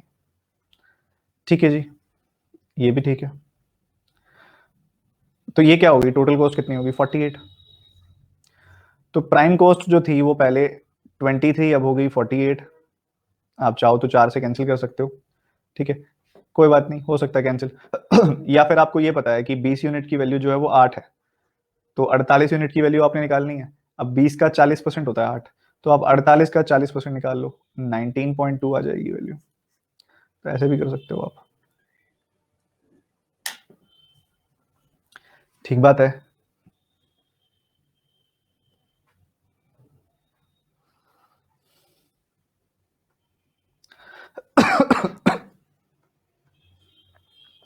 देखो देखो देखो, रॉ मटेरियल की कॉस्ट ना 5 से 13 हो गई मैंने, ठीक है, 5 से 13 कर दी। फिर वो कह रहा है कि रॉ मटेरियल का 4 गुना होती है प्राइम कॉस्ट, तो 5 का 4 गुना 20। तो प्राइम कॉस्ट 20 है, जिसमें से 5 तो रॉ मटेरियल की है, बाकी 15 मैन्युफैक्चरिंग एक्सपेंसेस होंगे। तो रॉ मटेरियल की तो हो गई 5 से 13, मैन्युफैक्चरिंग एक्सपेंसेस जो है वो कितने हो गए, 3 से 7 हो गए। अगर 3 यूनिट की वैल्यू 15 है तो 7 यूनिट की वैल्यू 35 हो गई। मतलब प्राइम कॉस्ट टोटल पहले 20 होती थी, अब 48 हो गई, इनको जोड़ा तो 20 से हो गई 48। या तो इसकी रेशियो निकाल के करो सॉल्व, या आप एक बात देखो, 20 यूनिट की वैल्यू क्या है, 8 रुपए है ना। 20 से 8 कैसे जाया जाए, 20 का 40% निकाल लेते हैं तो 8 आ जाता है। तो आप 48 का भी 40% निकाल लो, 4.8 का 4 times 19.2।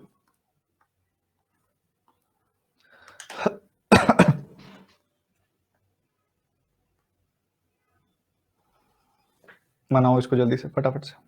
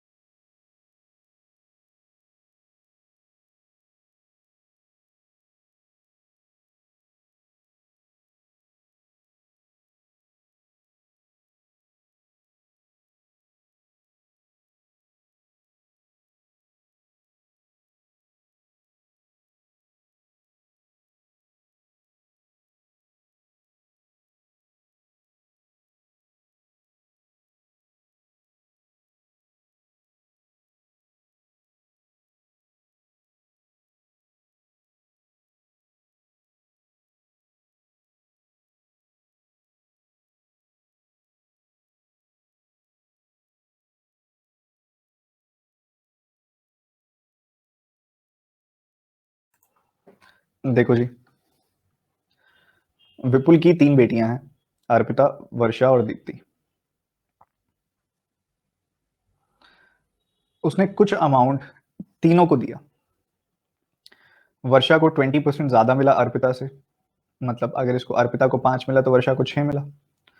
And Dipti got 16.66% more amount than Varsha got. ठीक है, अर्पिता को अगर 5 मिला है तो वर्षा को कितना मिला है? 20% ज्यादा, यानी कि 6 यूनिट। और दीप्ति को 16.66% ज्यादा मिला है वर्षा से, मतलब 6 पे 1 ज्यादा, यानी कि 7 मिला है। तो 5:6:7 की रेशियो है। फिर कह रहा है each one spent 144 and the ratio of the Arpita Varsha and Deepti would be 1:3।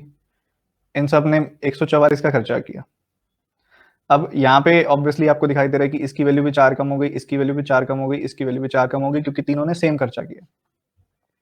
अगर मान लो 4 4 कम ना होती तो हम क्या करते? कोई 2 पेयर उठा लेते, मतलब कोई एक पेयर उठा लेते, मान लो वर्षा और दीप्ति, या इसको कंसिडर कर लिया। ठीक है, तो उसके बाद आपको पता है क्या करना है। अगर दोनों पे 4 4 की वैल्यू कम हुई है तो इनका डिफरेंस बराबर कर दो, वो सब करते और सॉल्व कर लेते। ठीक बात है, सिंपल सी बात है।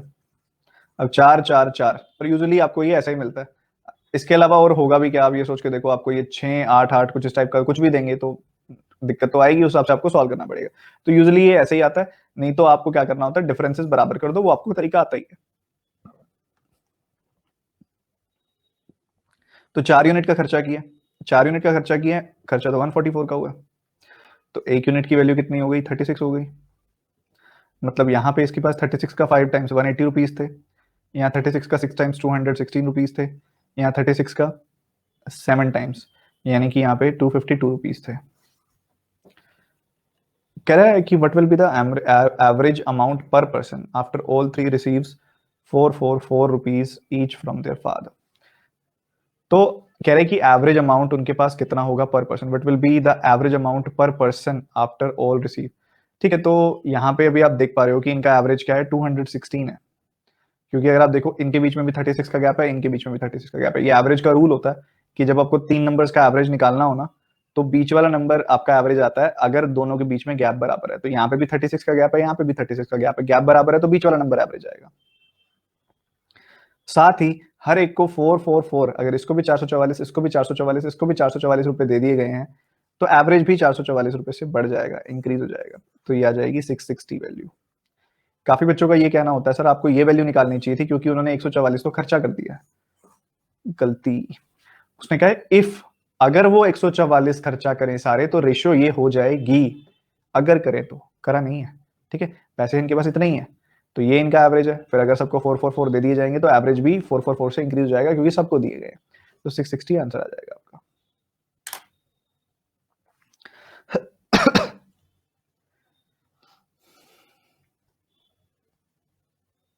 समझ गए कि नहीं समझे?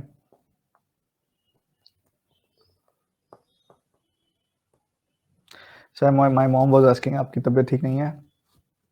नहीं नहीं, उनको कह दो ठीक है सब।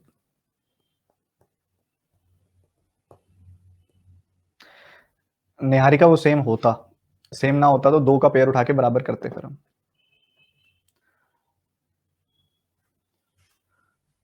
ध्यान से जोड़ो भाई, 660 होगा, कौन कह रहा है 770 होगा? बच्चों फोकस नहीं है, मैं आपको रिक्वेस्ट भी कर चुका हूँ स्टार्टिंग में, आप क्वेश्चन ही नहीं पढ़ रहे हो, सिर्फ सीधा आप ये सोच रहे हो कि क्वेश्चन ही देखेंगे जब सर कराएंगे। देखो Varsha got 20% more than Arpita. Arpita को अगर 5 मिले हैं तो उससे 20% ज्यादा 6 मिले हैं वर्षा को, और वर्षा से 1/6 ज्यादा मिले हैं दीप्ति को। तो 1/6 ज्यादा मतलब 1 ज्यादा, यानी कि 7 मिले हैं दीप्ति को। अगर ये तीनों 144 का खर्चा कर देती हैं तो इनकी रेशियो 1:3 हो जाती है। तो इधर कितना कम हो रहा है? 4 कम हो रहा है, इधर 4 कम हो रहा है, इधर 4 कम हो रहा है। तो 4 यूनिट की वैल्यू अगर 144, तो 1 यूनिट की वैल्यू 36। तो अर्पिता के पास कितना पैसा है? 5 का 36 गुना, यानी कि 180। वर्तिका के पास, विपुल विपुल नहीं, वर्षा के पास कितना पैसा है? 1 यूनिट की वैल्यू 36, तो 6 यूनिट की वैल्यू 36 × 6। और दीप्ति के पास कितना पैसा है? 1 यूनिट की वैल्यू 36, तो यहाँ पे इधर 36 × 6 यानी कि 216 आएगी वैल्यू। दीप्ति के पास 36 × 7 यानी कि 252 आएगी वैल्यू। ठीक है, तो 180, 216, 252। कह रहे कि अगर सबको अगर 444 रुपीज और मिल जाए तो नया वाला एवरेज क्या होगा? बच्चों सबसे पहली बात, पहले वाला एवरेज ये है, क्योंकि इनके बीच में 36 का गैप है, तो बीच वाला नंबर ही एवरेज होता है। उसके बाद अगर हर एक को एक्स एक्स एक्स मनी दे दी जाए, या हर एक वैल्यू को एक्स एक्स एक्स से बढ़ा दिया जाए, तो आपका एवरेज भी एक्स से बढ़ जाता है। तो 444 से बढ़ा दिया जाए पैसा, तो आपका एवरेज भी 444 से बढ़ जाएगा, तो आपका एवरेज हो जाएगा 660।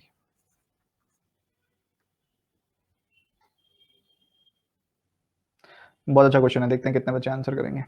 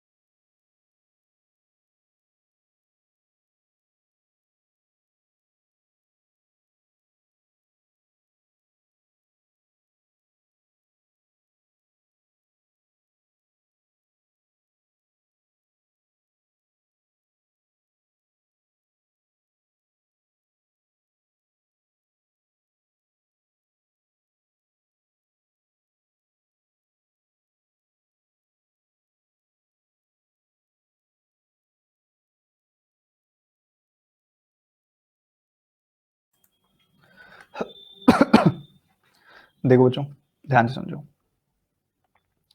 एक कंपनी है, उसमें कुछ मेल्स हैं और फीमेल्स हैं। मेल फीमेल्स की जो रेशियो है वो 7:5 है।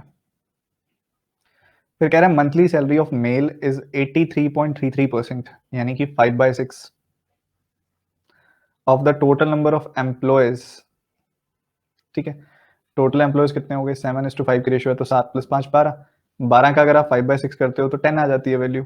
तो कह रहे हैं मेल एम्प्लॉय की सैलरी जो है वो 10 यूनिट्स है, and monthly salary of female employ is 75% of the salary of a male employ. अब यहाँ 75% करना है यार, 75% करोगे इस 10 का तो क्या मिल जाएगा?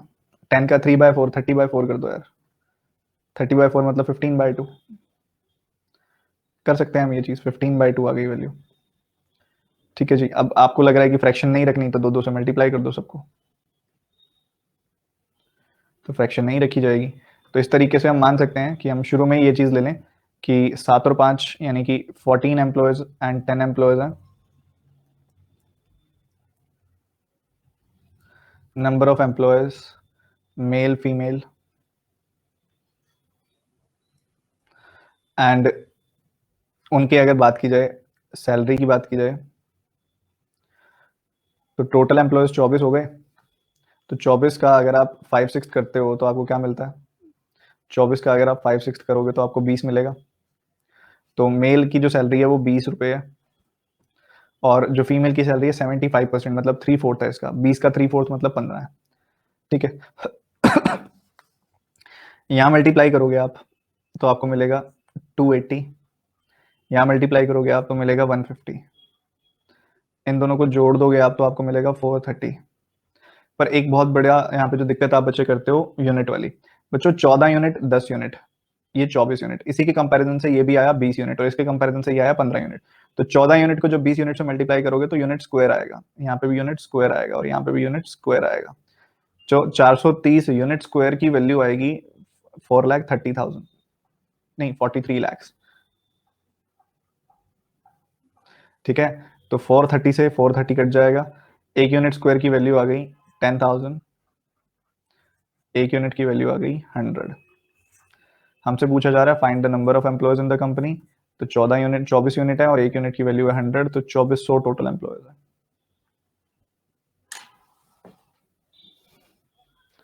बहुत बढ़िया सवाल था।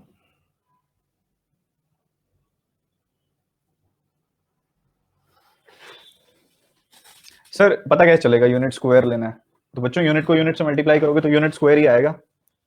अभी तक जहां पे भी हमने मल्टीप्लाई किया है वहां पे किसी एग्जैक्ट वैल्यू से इक्वेट नहीं किया हमने, इसलिए यूनिट स्क्वायर का जिक्र की जरूरत नहीं पड़ी कभी।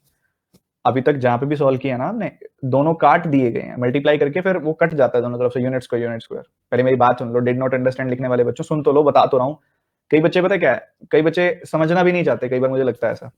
अभी मैं बता रहा हूँ फिर भी बिना बात की स्पैमिंग कर रहे हैं। अब प्लस पे आने के बाद भी आप ऐसा करते हो तो बच्चों फिर तो फर्क नहीं रह जाता ना फिर कोई।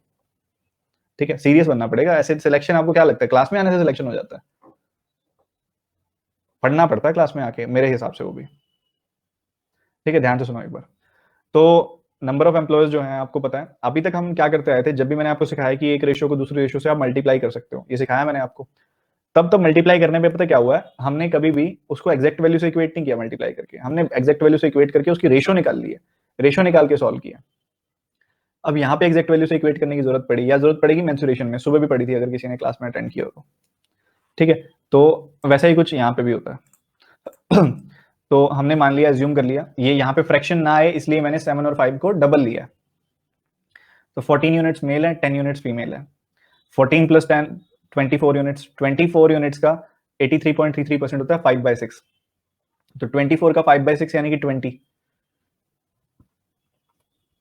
एक मेल की सैलरी है, और इस 20 का 75% यानी कि 3/4 एक फीमेल की सैलरी है, ठीक है। तो 14 यूनिट्स को अगर मैंने टोटल सैलरी निकालनी हो तो 14 यूनिट्स इंटू 20 यूनिट्स करूंगा तो 280 स्क्वायर आएगा। 10 यूनिट्स को मैं 15 यूनिट से मल्टीप्लाई करूंगा तो 150 स्क्वायर आएगा। तो ये टोटल वैल्यू आ गई 430 स्क्वायर। 430 स्क्वायर की वैल्यू है ये, एक यूनिट स्क्वायर की वैल्यू होगी 10,000, तो एक यूनिट की वैल्यू हो गई 100। एक यूनिट की वैल्यू 100 तो 24 यूनिट की value 2400, as simple as it is, ठीक है। सर 3 रेशियोज को 2 को उठा के तीसरे पे इफेक्ट नहीं आता क्या? माही हमने तो ड्रैग ही किया ना रेशियो को, उसने जैसा रिलेशन बताया हमने वैसा ही रिलेशन बना के यहाँ लिखा है।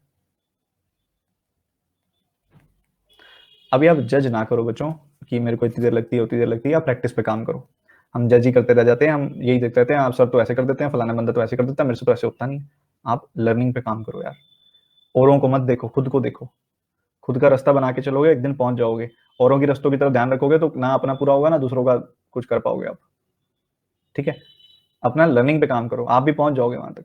खुद नहीं बनते विशाल, अभी मैं वही तो कह रहा हूँ भाई, वही और क्या कह रहा हूँ मैं यही तो कह रहा हूँ आपको कि आप खुद नहीं बनते, तो मैं एक्सपेक्ट भी नहीं कर रहा आपसे खुद बने। मैं आपसे क्या चीज एक्सपेक्ट करता हूँ, क्वेश्चन अच्छे से रीड किया हुआ हो, दूसरा मेरी बात ध्यान से सुनो, ये 2 बातें करो, हो गया, सिंपल हो गया। अब जैसे संगीता कह रही है 7/5 लिया होता तो संगीता, फिर आपने पहले जो मैंने एक्सप्लेनेशन दी थी तब ध्यान ही नहीं दिया कि जब मैंने 7/5 लिया था, यहाँ 10 आया था, 10 का 75% कर रहे थे तो 7.5 आ रहा था, डेसिमल आ रहा था, इसलिए डबल किया था, ठीक है। तो प्लीज आप फोकस रखो, आपसे मैं एक्सपेक्टेशन रख ही नहीं रहा। आप एक दिन, अगर एक दिन में धुरंधर बनना होता तो फिर तो अभी बैंक एग्जामिनेशन में ना 100% कट ऑफ जारी होती। मेन बात ही यही है कि कितना बच्चा कंसिस्टेंट है, कितने लंबे समय तक वो अपने पोटेंशियल को बना के रख सकता है। अगर आप नहीं रख पाओगे तो फिर आपका ही लॉस है, आप फिर परेशान होगे बाद में। जल्दी हमको इंस्टेंट रिजल्ट चाहिए आजकल, इंस्टेंट कॉफी चाहिए, इंस्टेंट हमको चाहिए भाई, हर 15 सेकंड के बाद कोई नई वीडियो दिख जाए टिकटॉक पे, हमको बस वही चाहिए इंस्टेंट। आपको आपका टाइम इंस्टेंट वेस्ट हो सकता है, आपकी डेवलपमेंट इंस्टेंट नहीं हो सकती। डेवलपमेंट कोई भी बड़ी चीज, कोई भी ऐसी चीज जो प्रोडक्टिव है, इट टेक्स टाइम, ठीक है। हाँ, पर एंटरटेनमेंट है, आपका टाइम वेस्ट करना है, it will not take time. उठाओ इस समय मोबाइल सबसे बड़ा हाथ में, बैठे बैठे घंटों निकल जाएंगे, पता भी नहीं चलेगा। तो आप सब बच्चे पढ़ाई करो। सर टिकटॉक तो बैन है, आजकल ना हर ऐप टिकटॉक बन चुकी है, हर ऐप, ठीक है, हर ऐप।